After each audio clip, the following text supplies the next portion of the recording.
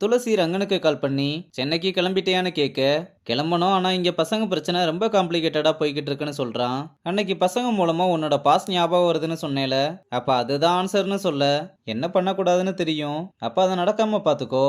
அப்படி பண்ணா உன்னோட டீம் மாதிரி இவங்க டீம் பிரியாதுல. அதுவும் இல்லாம இவங்க எல்லாருமே உன்னோட ஸ்டூடெண்ட்ஸ், உன் அளவுக்கு இவங்களை யாருக்குமே தெரியாது, அதனால இதை பத்தி நீ ஒரி பண்ணிக்க வேண்டிய அவசியமே இல்லைன்னு சொல்றா. ரங்கனும் துளசிக்கு தேங்க்ஸ் சொல்லிட்டு காலை கட் பண்றான்.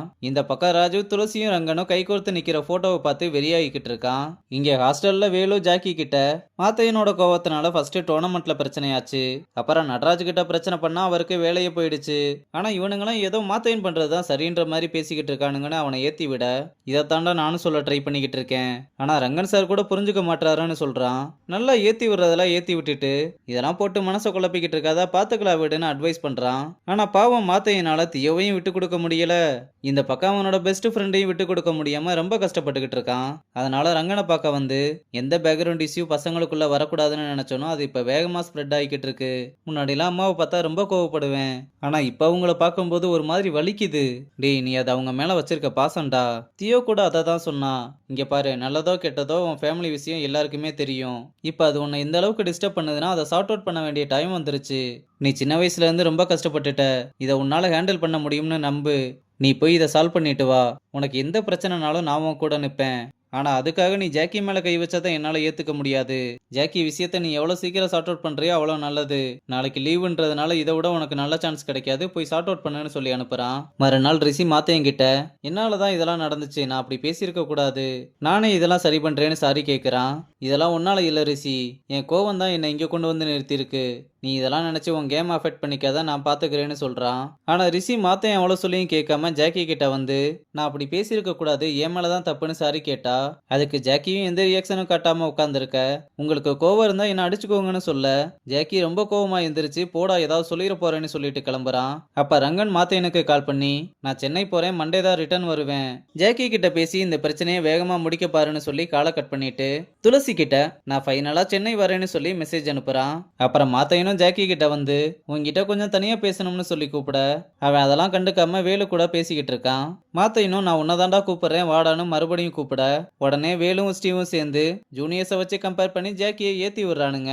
டேய், நம்ம சண்டைக்கு இவனுக்கு பேசுறதுக்கு ஒரு சம்பந்தமும் இல்ல, நம்மளால நம்ம டீமும் சேர்ந்து அஃபெக்ட் ஆகிட்டு இருக்கு, வா நம்ம பேசிக்கலாம்னு கூப்பிட, ஜாக்கி எதுவுமே சொல்லாம அங்கிருந்து கிளம்பி போறான். அப்புறம் ரிஷி நெட்ஸ்ல பிராக்டிஸ் பண்ணிக்கிட்டு இருக்கும்போது மாணிக்கண்ணன் வந்து, இப்படியே விளாண்டனா நம்ம டீமை வேற லெவலுக்கு கொண்டு போயிருவேன்னு அவனை ஓவரா புகழ்ந்து பேசி நம்ம பசங்களை கூப்பிட்டு, நீங்கெல்லாம் எப்படி கன்சிஸ்டண்டா விளையாடணும்னு அவங்கிட்ட இருந்து கத்துக்கோங்கடான்னு சொல்ல, அவன் என்ன அப்படி கன்சிஸ்டண்டா ஆடிட்டான், ஒரு டோர்னமெண்ட் கூட நீங்க வரல, எதை வச்சு டிசைட் பண்றீங்கன்னு கேட்க, டே அவர் சும்மா தானடா சொன்னாரு, அதுக்கேண்டா இப்ப இவ்வளவு கடுப்பாகிறீங்க, அவர் என்ன வேணாலும் சொல்லிட்டு போட்டோம், அதுக்காக எங்களை இறக்கி பேசக்கூடாதுல, ஏண்டா இதையே நான் சொன்னப்ப ஏதோ தையத்தக்கன்னு குதிச்சிங்க, இப்ப புரியுதானே வேலு வந்து சைடு கேப்ல ஏத்தி விட, உடனே மணி வந்து இப்ப எதுக்கு இப்படி தேவையில்லாம பேசிக்கிட்டு இருக்கீங்கன்னு கேக்குறான். டேய், உன்னை கலாச்சா நீ சிரிச்சுக்கிட்டே போயிருவ, ஆனா ஒரு ரியல் கிரிக்கெட்டரா அந்த வழி என்னன்னு எங்களுக்கு தான் தெரியும்னு சொல்ல, வீரா கண்டவங்க பேசுறதெல்லாம் கேட்காத, நம்ம இதெல்லாம் தனியா பேசிக்கலாம்னு சொல்றான். ஏண்டா நான் என்ன எப்ப பார்த்தாலும் பிரச்சனை பண்றதுக்கு தான் சுத்திக்கிட்டு இருக்கனா, உங்களை யாரும் அப்படி சொல்லல, நீங்க பேசுறதுனால இங்க நிறைய பேருக்கு ட்ரிகர் ஆகுது, தயவு செஞ்சு நீங்க கொஞ்சம் சும்மா இருங்கன்னு